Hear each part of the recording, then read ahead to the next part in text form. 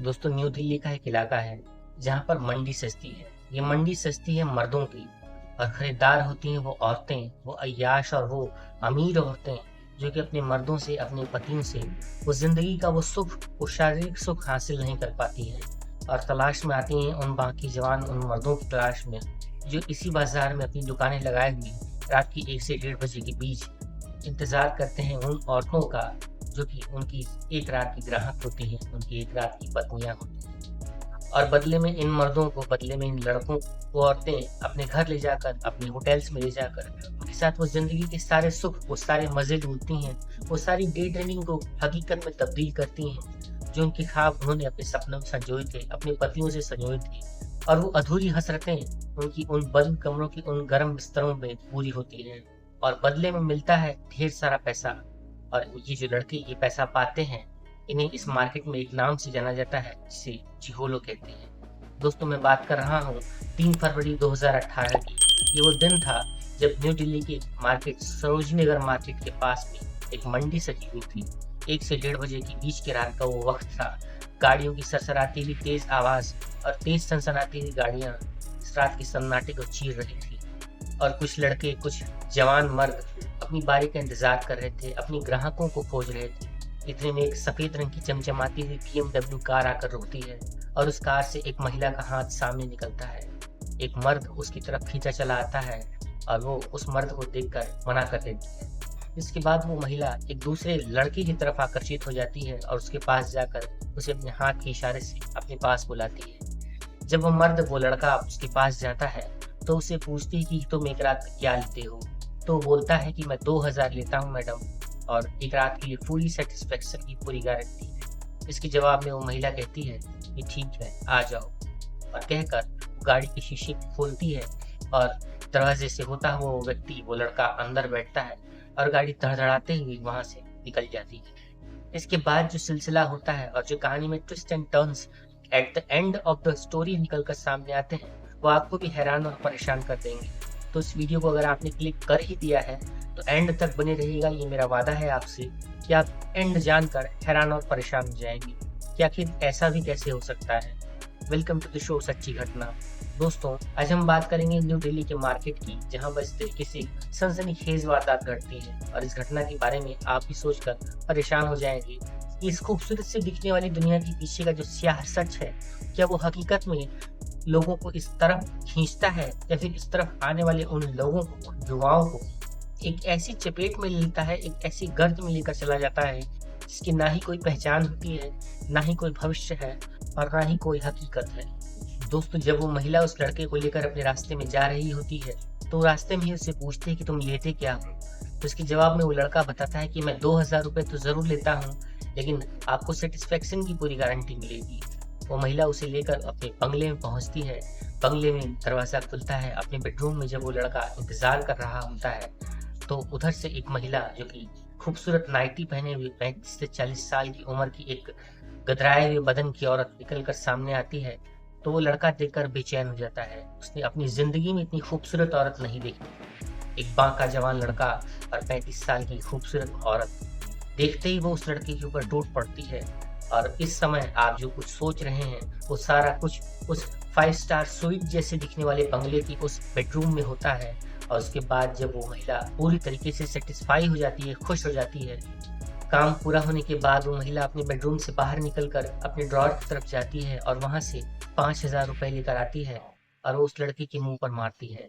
जब वो लड़का उस पैसे को देखता है तो वो हैरान हो जाता है। उसने अपनी जिंदगी में भी नहीं सोचा था कि 2000 के काम के उसे 5000 रुपए भी मिल जाएंगे। उसने चौंकती भरी आंखों से उस मैडम से पूछा कि आपने तो मुझे 2000 रुपए देने के लिए कहा था, ये 5000 रुपए किस लिए? तो महिला बोलती है कि दरअसल तुमने मेरे साथ जिंदगी में इस तरीके की मुझे खुशी दी है जो मुझे आज से पहले कभी भी नहीं मिली थी।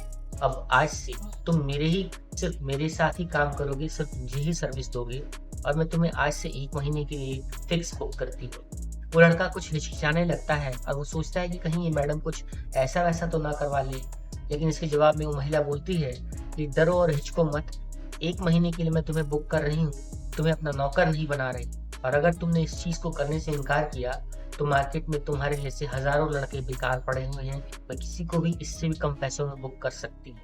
इसके जवाब में वो लड़का तुरंत मान जाता है, क्योंकि उसे इतनी खूबसूरत औरत का साथ मिल रहा था, इतने सारे पैसे मिल रहे थे और 1 महीने की उसका बाकायदा एक कॉन्ट्रैक्ट बुक हो चुका था।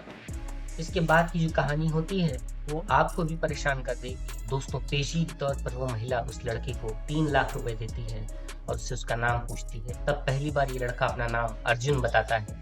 इस धंधे का एक ऐसा उसूल होता है कि कोई भी अपना नाम सामने वाले ग्राहक को सही नहीं बताता है, लेकिन अर्जुन ने न जाने क्या सोचकर उस महिला को अपना नाम अर्जुन बताया, और जो कि नाम सही भी था। इसके बाद वो महिला मुस्कुराती है और ये कहती है कि मुझे मालूम था कि तुम्हारा नाम अर्जुन है और मैं तुम्हारी सच्चाई को जानकर बहुत खुश हुई।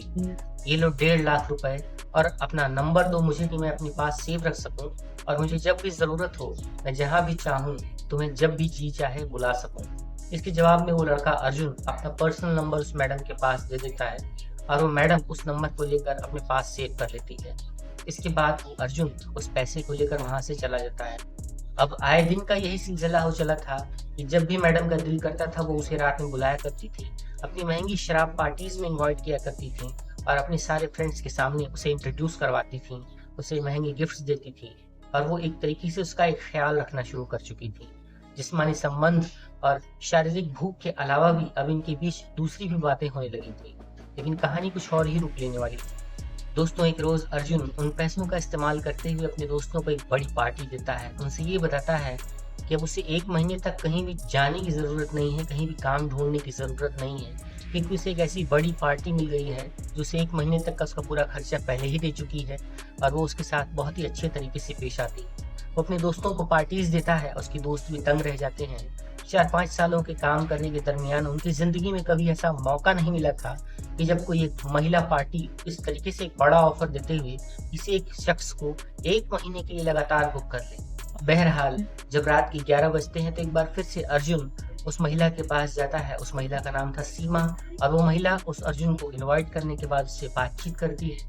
बातचीत करने के बाद वो आज बहुत ज्यादा नशे में थी और एक बार फिर से ये दोनों जिस्मानी संबंध बनाना शुरू कर देते हैं। उस तल्लीनता में ये दोनों खो जाते हैं और जब एक बार का दौर शुरू हो जाता है तो अगले रोज जब फिर अर्जुन उसी समय पर 11 बजे के आसपास उस महिला के पास पहुंचता है तो देखता है कि दरअसल वो महिला अकेली नहीं है। आज उस महिला के साथ उसका पति भी है और वो उस पति को देखकर बहुत दंग रह जाता है। एक बार को घबराने लगता है, वो सोचता है कि आज क्या होगा मेरे साथ, शायद ये आदमी को सब पता चल चुका है, अब ये मुझे मारपीट करेगा, मुझे मारेगा, या मेरे साथ न जाने क्या होगा, ये लोग मुझे मिलकर कहीं फंसा न दें। इस तरीके की कई सारी बातें अर्जुन सोच रहा होता है, लेकिन वो महिला उससे ये कहती कि अर्जुन डरो मत, ये हमारे पति हैं और हमारे बारे में अच्छी तरीके से जानते हैं।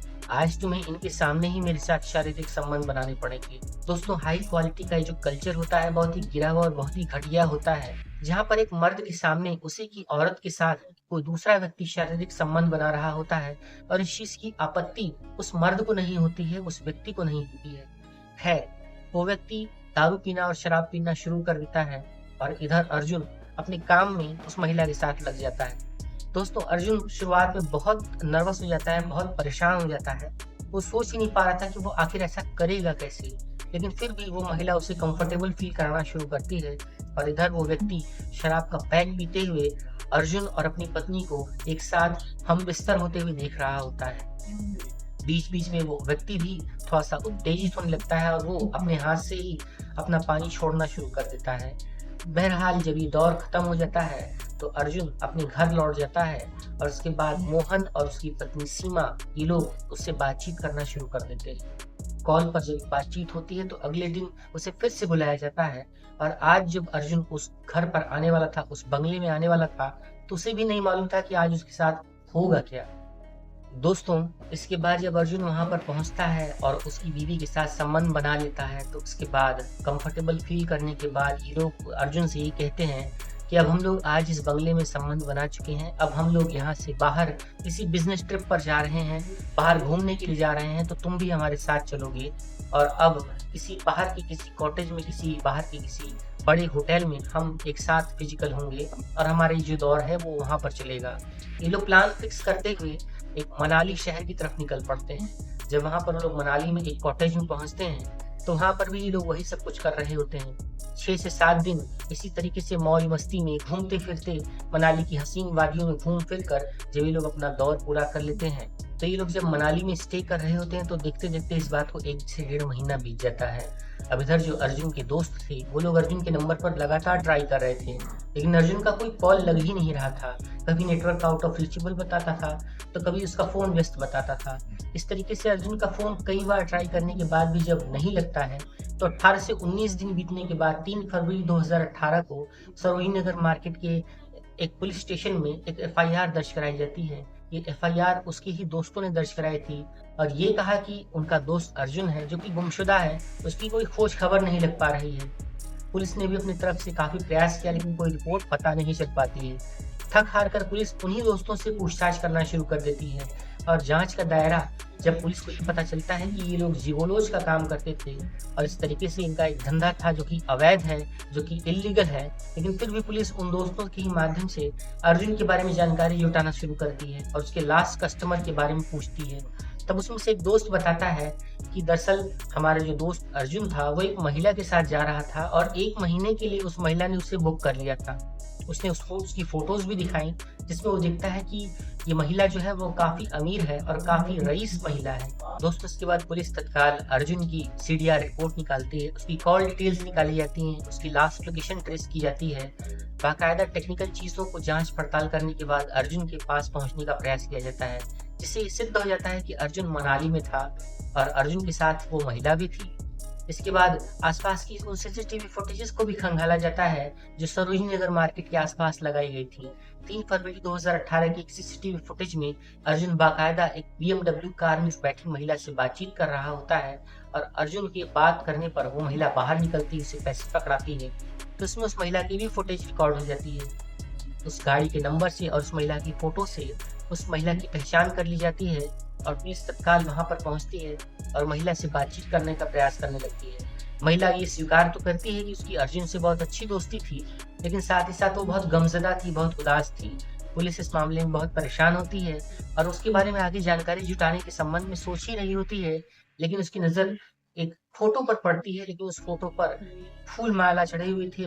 बाकायदा एक गमजदा औरत की तरह ये औरत उस फोटो को देख रही थी। दरअसल ये व्यक्ति कोई और नहीं बल्कि उसी औरत सीमा का पति मोहन था। पूछताछ में ये महिला सीमा बताती है कि हम अर्जुन और मेरे पति मोहन, हम तीनों लोग बाकायदा कार से ड्राइव करते हुए मनाली की तरफ जा रहे थे, वहां पर घूमने के लिए गए थे।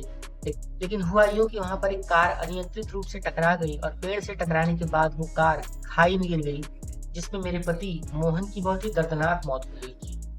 दोस्तों इसके बाद अब पुलिस कुछ कर नहीं सकती थी। एक गमजदा औरत को उसके पति की याद में छोड़कर पुलिस वापस आ जाती है। एक बार फिर से पुलिस के हाथ खाली ही रह जाते हैं। पुलिस अब ये सोचने लगती है कि अर्जुन गया कहाँ और आखिर ये महिला का जब अर्जुन से इतना गहरा रिश्ता था, इतनी अच्छी दोस्ती थी, तो इस व्यक्ति की मौत कैसे हो गई। वो ये 2 अलग अलग केसेस को पुलिस 2 अलग अलग एंगल से सोच रही थी। बहरहाल 10-15 दिन के बाद जब पुलिस को ये पता चलता है कि दरअसल वो जो बंगला था जिसमें वो महिला रह रही थी, वो बंगला भी अब बैंक ने जब्त कर लिया है, उसकी गाड़ी भी बैंक ने जब्त कर ली है। तो पुलिस को ये पता चलता है कि जो बंगला था, ये बंगला लोन पर था और इस बंगले के ऊपर काफी ज्यादा कर्ज था। उसकी महंगी लग्जरी गाड़ी भी लोन पर ही थी, उसे भी बैंक ने जब्त कर लिया है। तब पुलिस को ये पता चलता है कि इस महिला ने करीब 15 से 20 करोड़ रुपए की एक पॉलिसी करवाई हुई थी और उस पॉलिसी के जरिए इस महिला का एक जो पति था उसके ऊपर ये पॉलिसी बनाई गई थी और इधर उस महिला का जो बंगला था, उसकी जो गाड़ी थी, वो सब बैंक ने जब्त कर लिए हैं। तो अब पुलिस के कान खड़े होने लगते हैं। अब पुलिस ये सोचती है कि ये महिला का इस पैसों से क्या लेना देना है और ये जो अर्जुन है ये कहाँ लापता हो गया और इधर उसके पति की भी मौत हो चुकी है, तो आखिर ये सब केसेस का लेना देना क्या है। बस कुछ और नहीं। इसके बाद पुलिस उस महिला के कॉल डिटेल को चेक करती है, उसकी लास्ट लोकेशन को ट्रेस किया जाता है, तो ये पता चलता है कि ये महिला कहीं और नहीं है, उस बंगले को छोड़कर, दिल्ली को छोड़कर यहाँ से शिफ्ट हो चुकी है लुधियाना की तरफ और लुधियाना में उसका एक पर्सनल बंगला है, एक पर्सनल कॉटेज है, वो वहां पर रह रही है। तत्काल पुलिस की एक टीम दिल्ली से होते हुए लुधियाना पहुंचती है। वहां जाकर उस महिला के बंगले पर, उस कॉटेज में छापा मारा जाता है। तो जब पुलिस वहां पर छापा मारती तो पुलिस भी हैरान और परेशान हो जाती है। उसे भी पता ही नहीं चलता है कि वो देख क्या रहे हैं। दरअसल वो महिला लुधियाना के उस कॉटेज में अपने ही पति के साथ शराब की चुस्कियां ले रही होती है और बहुत हंस खेल रही होती है। पुलिस भी दंग रह जाती है कि अभी 1 से 1.5 महीने पहले ये महिला दिल्ली के एक बंगले में अपने पति की मौत का गम मना रही थी और वहीं 1 महीने के बाद यहाँ पर इस कॉटेज में अपने पति के साथ रंगरलियां मना रही है। आखिर ये माजरा है क्या? जब पूरा मामला निकल कर सामने आता है तो पुलिस भी हैरान और परेशान हो जाती है। तो दोस्तों हुआ यूं कि दरअसल ये सीमा और मोहन बहुत ही अय्याश किस्म के व्यक्ति थे। ये लोग अमीर तो थे ही, उनकी अय्याशियां बहुत हाई फाई लेवल की थी। इसी अय्याशी में इनका बिजनेस ठप हो जाता है और इनके ऊपर बहुत सारा कर्ज हो जाता है। इन सभी चीजों को देखते हुए मोहन ने अपने ऊपर 15 से 20 करोड़ रुपए की एक पॉलिसी करवा ली थी और इसके बाद जब उसकी पत्नी सीमा ये देखती है कि पति के नाम पर 15 से 20 करोड़ के बीच की एक पॉलिसी बन चुकी है और ये पॉलिसी उसके मरने के बाद ही मिलेगी, तो ये लोग एक बहुत ही खूबसूरत और बहुत ही वेल सेटल्ड प्लान तैयार करते हैं।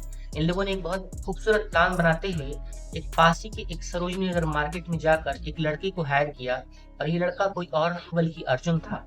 ये लोग अर्जुन के साथ बाकायदा रंगरलियां मनाते हैं, उसके साथ जिंदगी के मजे लूटते हैं और एक बार अर्जुन को अपने साथ बिजनेस ट्रिप पर बहाना बनाकर उसे मनाली लेकर जाते हैं।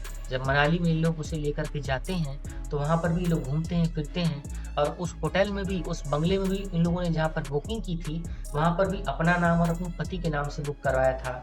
यानी कि सीमा और मोहन के नाम से उस बंगले का, उस होटल का रूम बुक किया गया था और बाकायदा वहां पर ये लोग रुकते हैं, इंजॉयमेंट करते हैं।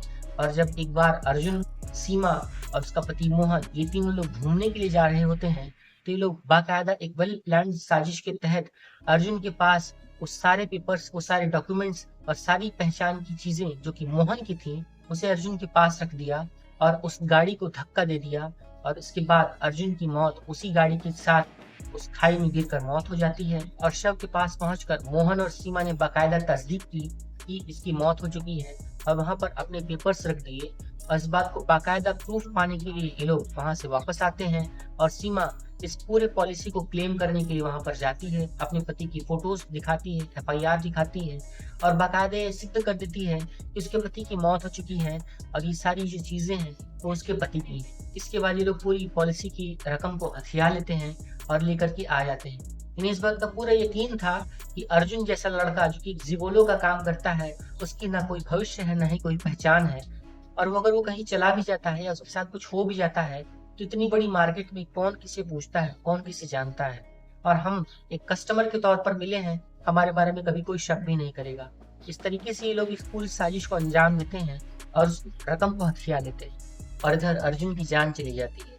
दोस्तों इस तरीके से पूरा घटनाक्रम निकल कर सामने आता है। फिलहाल पुलिस ने उन दोनों व्यक्तियों को, सीमा और उसके पति मोहन को आपराधिक षड्यंत्र रचने, धोखाधड़ी करने और एक हत्या की साजिश को अंजाम देने के लिए यानी कि 201, 420 और 302 की दफा के लगवाकर सुसंगत धाराओं में मुकदमा दर्ज करवाया और इसे बाकायदा न्यायालय के सामने पेश किया, जहां से इन दोनों को रिमांड पर लेकर जेल भेज दिया जाता है और फिलहाल इन दोनों का नया पता दिल्ली की तिहाड़ जेल है। दोस्तों इस पूरी सच्ची घटना को सुनाने का उद्देश्य किसी का भी दिल दुखाना या किसी को भी परेशान करना नहीं है। दरअसल एक सच्ची वारदात है, एक सच्ची घटना है जो कि हमारे आसपास के एरिया में घट जाती है और हमें पता भी नहीं चलता है। जरूरत है इन सारी चीजों के प्रति सचेत रहने की, अवेयर रहने की और अगर इस तरीके का जो गलत कृत्य होता है हम उन पर खुद से ही प्रतिबंध लगाएं, खुद से ही इन तरीके की चीजों के प्रति ना फंसें तो हमारे साथ इस तरीके की घटनाओं को कम जरूर किया जा सकता है। दोस्तों इस पूरी घटना के संबंध में आपका क्या कहना है?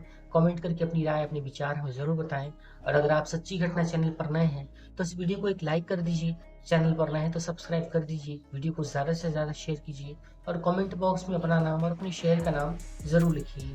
एक नई सच्ची घटना लेकर एक नई वीडियो के साथ हम आपसे फिर मिलेंगे। तब तक के लिए आप सभी अपना अपना ख्याल रखें, अपने आसपास के माहौल पर नज़र बनाए रखें और सुरक्षित रहें। Take care.